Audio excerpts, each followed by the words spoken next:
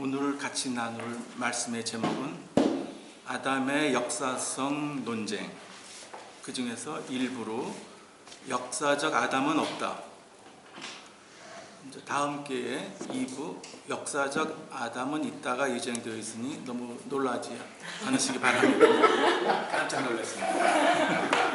아담의 역사성 논쟁의 책에 등장하는 육명 중 없다를 주장하는 한 분의 의견을 중심으로 해서 나누고자 합니다. 요절 창세기 2장 7절 말씀입니다. 여호와 하나님이 땅의 흙으로 사람을 지으시고 생기를 그 코에 불어넣으시니 사람이 생명이 되니라.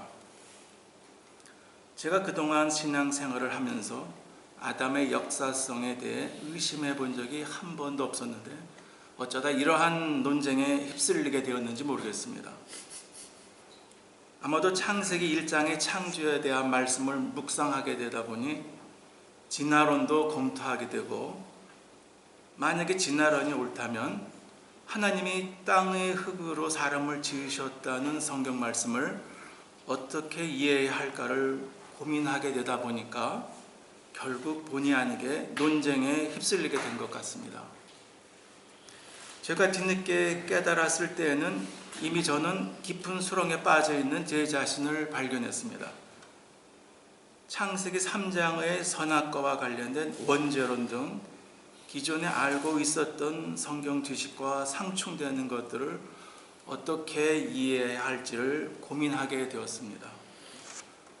더구나 다음 주일에 말씀을 전할 형제의 성경 요절이 사도 바울의 고린도전서 2장 2절 말씀인 내가 너희 중에서 예수 그리스도와 그가 십자가에 못 박히신 것 외에는 아무것도 알지 아니하기로 작정하였음이라 라는 말씀을 읽는 순간 저는 정신이 아찔했습니다.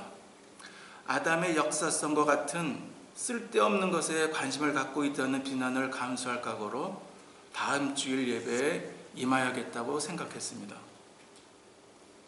기대와는 달리 김재주 형제도 로마서 5장 10절에 한 사람은 말미암아 죄가 세상에 들어오고에 대한 설명, 즉 아담에 대한 해설을 오늘에서야 겨우 로마 3장을 마치게 되니까 몇 주 후에 또 한 차례 비난성 공격에 대비해야겠습니다. 아무튼 저는 사면초가입니다.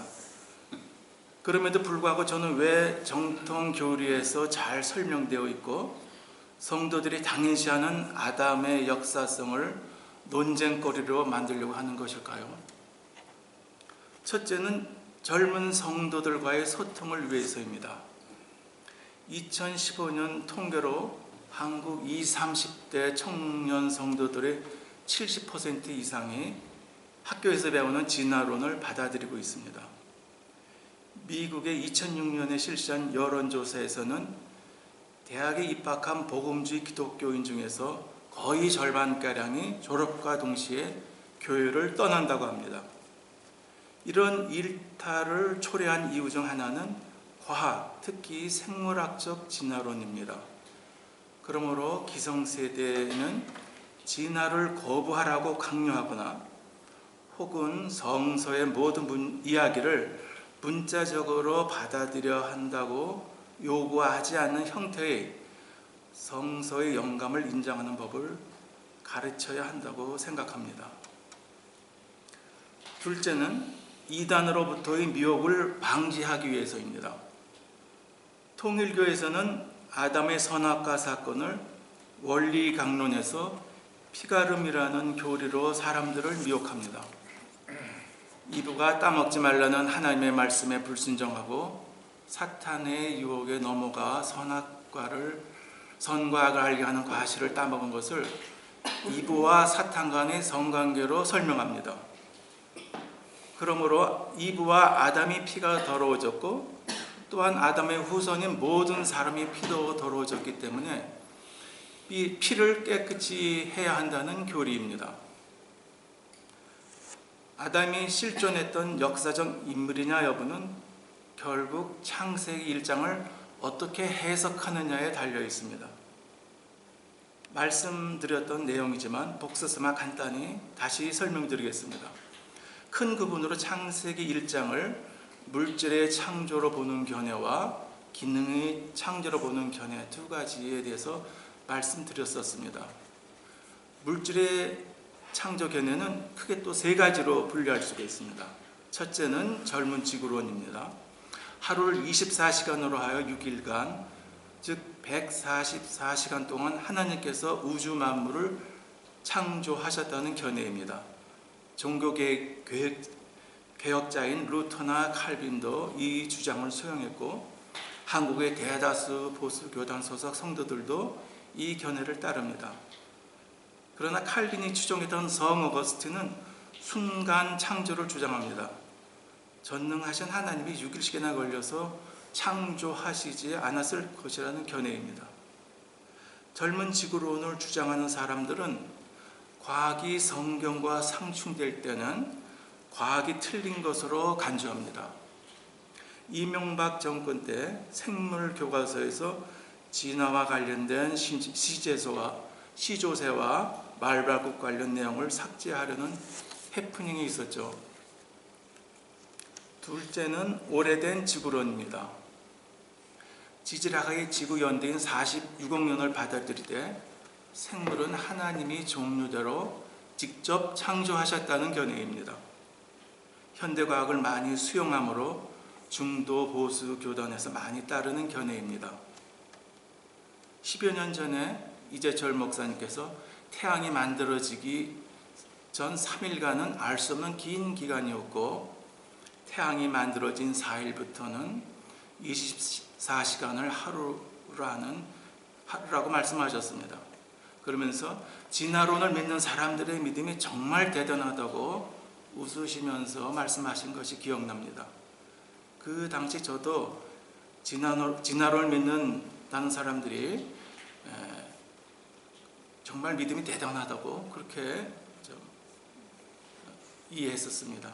그러나 지금은 젊은 지구론이건 오래된 지구론이건 생물의 진화를 믿지 않는, 하와를 아담의 갈비뼈로 만들었다는 그 사람들의 믿음이 정말 대단한 믿음이라고 생각합니다. 외두 젊은 지구론과 오래된 지구론의 견해는 하나님이 아담을 흙으로 직접 만들었다고 믿습니다. 셋째는 진화론입니다. 오늘의 주제가 진화론을 수용할 경우 성경의 아담 역사성에 대한 설명이기 때문에 진화론을 다시 네 가지로 세분화해서 말씀드리겠습니다. 첫째는 자연주의적 진화입니다. 이 관점은 철학적 자연주의에 크게 의존합니다. 창조주 대신 자연적 원인인 진화가 인간이 어떻게 존재하게 되었는지를 포함하여 우주의 기원을 설명하는 유일한 방법이라는 견해입니다.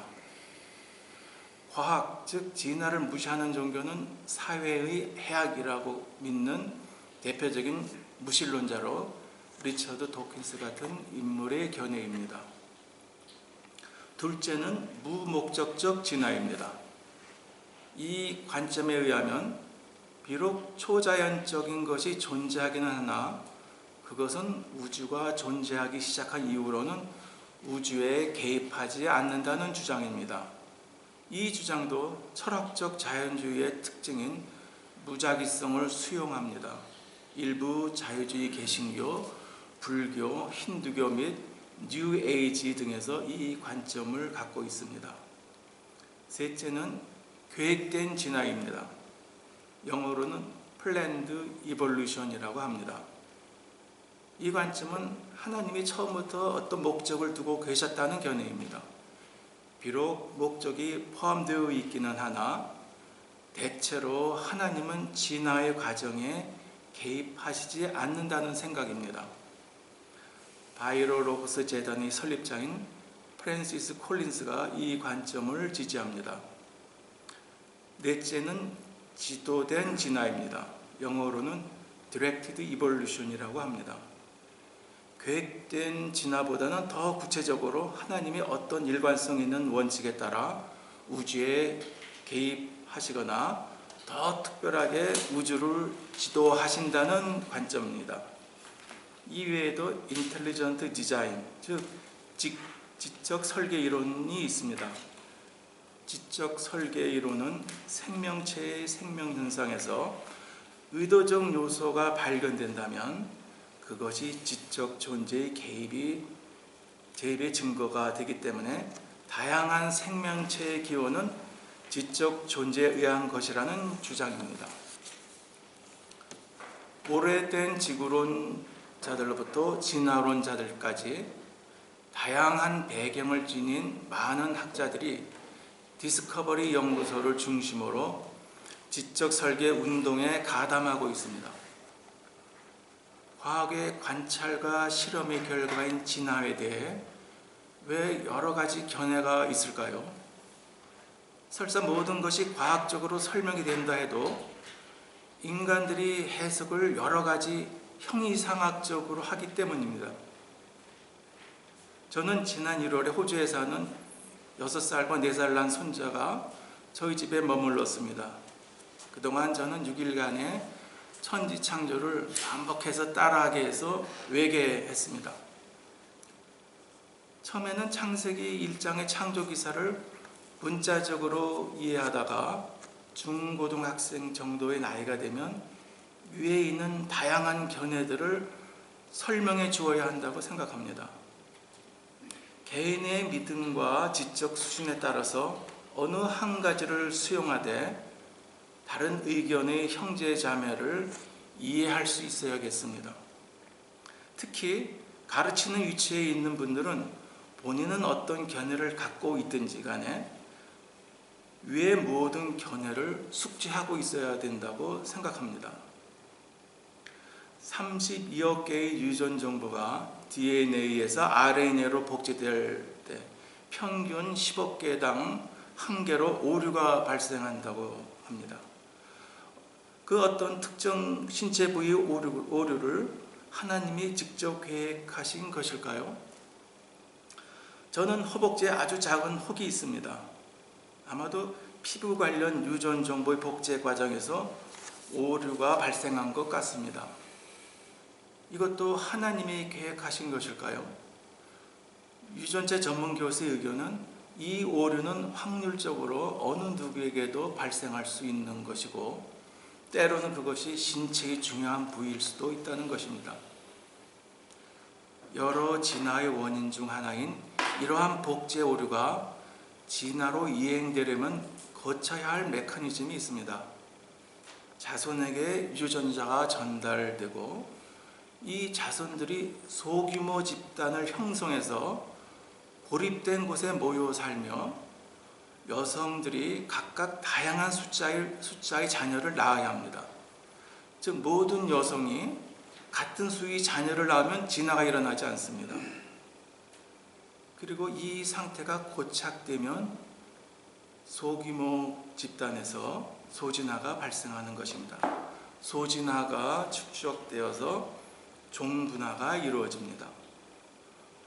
오늘은 진화적 창조론을 기반으로 역사적 아담은 없다는 견해를 들어보는 시간입니다.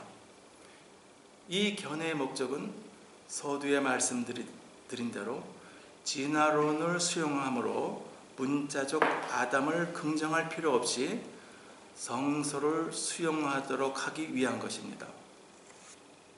이를 위해서는 성경의 무엇성과 권위를 인정하면서 창세기 1장에서 3장과 신약에서 예수님과 바울이 언급한 아담에 대한 구절에 대한 명쾌한 설명이 요구됩니다. 이를 과학과 종교학 교수인 라뮤르의 견해를 중심으로 오늘 말씀드리겠습니다. 라뮤르는 대학 신입생 때 진화식물학 개론 수업으로 인해 소년 시절에 갖고 있었던 신앙을 잃어버렸습니다. 그리고 대학 4년에 이르러 무신론자가 되었습니다. 그 후 군 시절에 요한복음을 묵상하면서 신앙을 되찾은 후 열렬한 젊은 지구 창조론자가 됩니다. 의과대학 1학년 때 진화론자들에게 전쟁을 선포하기 위해 창조과학자가 되려는 의도를 갖고 의과대학의 학업을 포기하고 신학을 공부했습니다. 13년간 대학원에서 신학을 공부하는 동안 성서 해석이 주일학교에서 배운 것보다 훨씬 더 복잡하다는 것을 깨닫습니다. 예수와의 관계가 기원에 관한 것보다 더 중요하다는 것을 알고 있었지만 성령님의 강권적인 인도하심에 순종해서 이빨과 턱의 진화에 관한 박사학위 프로그램에 들어갑니다. 그는 열렬한 반진화론자로서 은밀하게 진화론의 오류를 입증할 만한 과학 증거를 수집한 후 졸업과 동시에 진화론을 반박하는 책을 펴내는 것이었습니다. 그러나 날마다 화석상의 증거들을 다루며 공부하는 동안 차츰 르무르는 진화의 유형에 눈을 뜨기 시작했습니다. 꼬박 3년간 과학 데이터를 반진화론에 끼워 맞추기 위해 애썼지만 마침내 라미르는 그런 노력을 포기하고 생물학적 진화론을 받아들였습니다. 라미르는 강조합니다. 성서와 과학의 유서 깊은 상호 보충 관계인 하나님의 두 가지 책이 있습니다.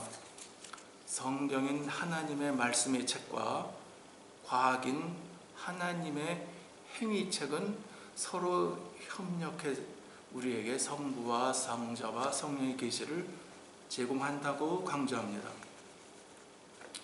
우리들은 창세기 1장의 우주 창조에 대한 말씀을 읽을 때 하나님께서는 고대 근동의 이스라엘 백성들이 알아들을 수 있는 언어로 기록하게 하셨을 것이라고 믿습니다.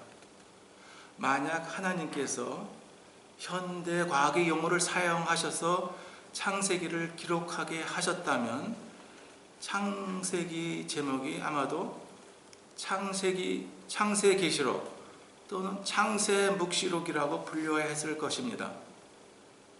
창세기 기록자가 하늘을 육안으로 바라보았을 때 고대 근동의 사람들은 통상 생각했듯이 돔 모양으로 생긴 푸른 하늘 위에는 물이 있었으며 물을 떠받치고 있는 딱딱한 고체가 있고 그 고체에 해와 달과 별들이 매달려 있을 것이라고 생각했습니다.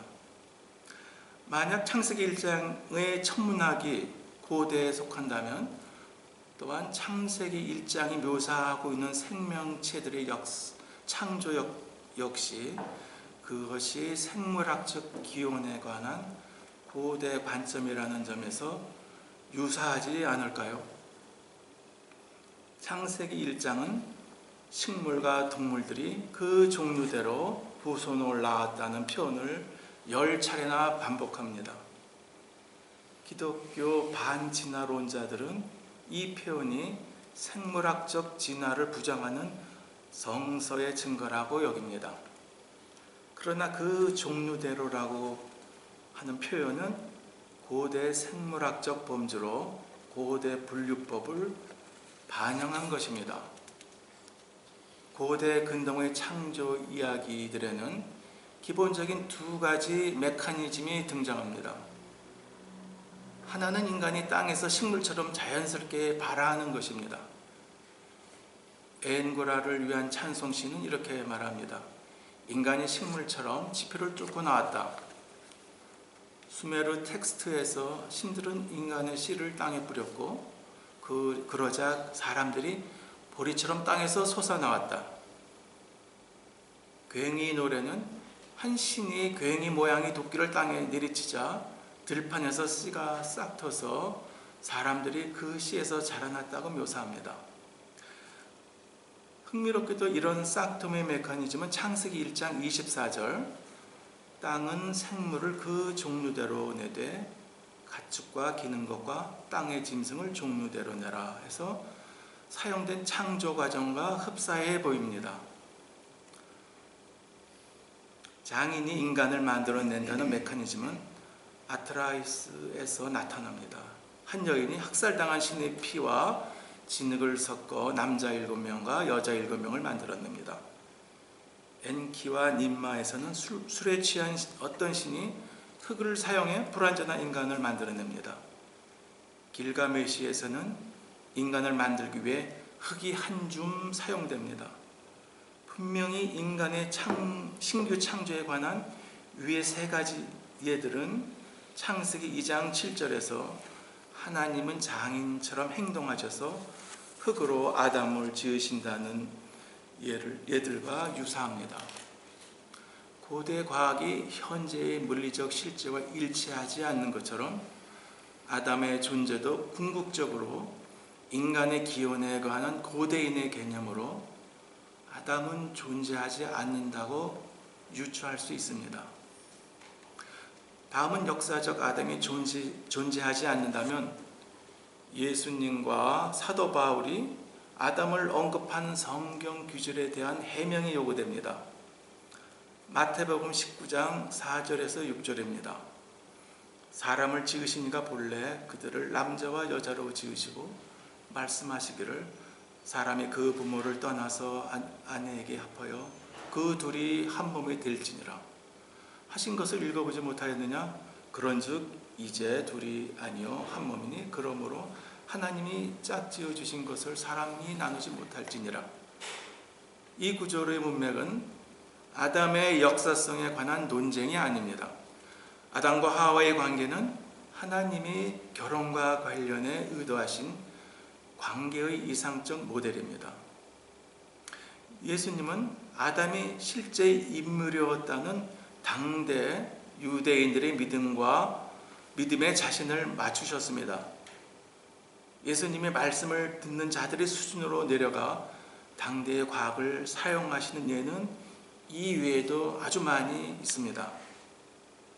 예컨대 마가복음 4장 31절의 겨자씨 비유에서 땅 위의 모든 씨보다 작은 것이라는 고대인들의 생각을 끌어오십니다. 물론 우리는 난초씨가 겨자씨보다 더 작다는 것을 알고 있습니다. 예수님이 단지 식물에 관한 과학적 사실들을 알려주시려고 하신 말씀이 아니라 하나님의 나라는 소수의 제자들과 함께 시작되었지만 범세계적인 신앙으로 성장할 것을 이 비유로 예언적인 말씀을 하신 것이죠. 마찬가지로 요한복음 12장 23절에서 24절에 한 알의 밀이 땅에 떨어져 죽지 아니하면 한 알 그대로 있고 죽으면 많은 열매를 맺느니라. 말씀도 고대 현상학적 관점에서 말씀하신 것입니다. 씨는 발하기 전에 죽은 건가요? 아닙니다. 만약 죽는다면 그것은 결코 발하지 못할 것입니다. 하지만 겉으로 볼 때 씨는 발하기 전에 썩는 것처럼 보입니다. 요약하면 예수님은 고대 과학을 사용하여 가르치심으로써 인간의 수준에 맞추셨습니다. 그러므로 예수님은 인간의 기원에 관한 고대인의 이해 방식으로 말씀하셨습니다. 아담의 신규 창조를 부수적인 도구로 사용하여 무호한 영적 진리를 전달하신 것입니다. 다음은 사도 바울이 아담을 실제 인물이라고 믿었는가요? 틀림없이 실제 인물이라고 믿었습니다. 바울은 1세기의 유대인이었고 당시 모든 유대인들처럼 아담의 역사성을 받아들였습니다. 많은 기독교인들이 로마서 5장과 고린도전서 15장에서 예수님을 역사적 인물로 언급하고 있으므로 아담에 대한 언급 역시 역사적 인물에 대한 것으로 여겨야 일관성이 있다고 주장합니다. 빌립보서 2장 10절 말씀입니다. 하늘에 있는 자들과 땅에 있는 자들과 땅 아래에 있는 자들로 모든 무릎을 예수의 이름에 꿇게 하시고 해서 땅 아래에는 헬라어 원문으로는 지하세계로 번역해야 합니다. 바울은 고대인들이 이해했던 것과 마찬가지로 우주가 하늘, 땅, 그리고 지하 세계의 3층 구조라고 생각했습니다. 빌립보서 2장 10절 말씀의 목적이 우주의 구조에 대한 과학 지식을 알려주는 것인가요? 이 질문에 기독교인들은 아니요라고 대답할 것입니다. 성령님은 계시 과정에서 자연에 대해 언급할 때 부수적인 고대 과학을 사용하십니다. 하나님은 현대 과학 개념으로 성서 저자들과 독자들을 혼란스럽게 하시지 않으셨습니다. 오히려 자신의 수준을 그들에게 맞추셨습니다.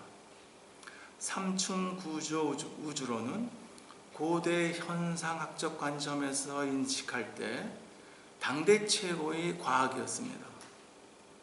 하나님은 바울의 수준에 맞추셨습니다. 바울이 고대인의 관점으로 이해하고 있는 우주의 구조를 언급할 수 있도록 허락하셨습니다. 아담의 역사성에 대한 바울의 견해를 이해하려면 고대 과학에 대한 바울의 믿음을 살펴보는 것이 중요합니다. 교회사의 대부분 기간에 기독교인들은 로마서 5장과 8장, 고린도전서 15장의 영적 진리를 기원에 관한 고대 생물학과 융합했습니다. 그 결과로 아담을 실제 인물로 가정했습니다. 그리고 그가 역사적으로 존재했던 것은 무오한 진리라고 주장해 왔습니다. 하지만 그리스도인들이 창세기 1장에 고대 천문학을 인식한다면 도대체 어떻게 그들이 성서의 무호성을 하나님의 하늘을 창조하신 방법에까지 확대할 수 있을지 의문입니다. 우리가 미래에는 성서에 등장하는 최초의 사람 아담을 고대 생물학에서 해방시킬 수 있기를 고대합니다. 아담 이야기는 창조주가 인간의 자유의 한계를 정하셨음을 알려줍니다.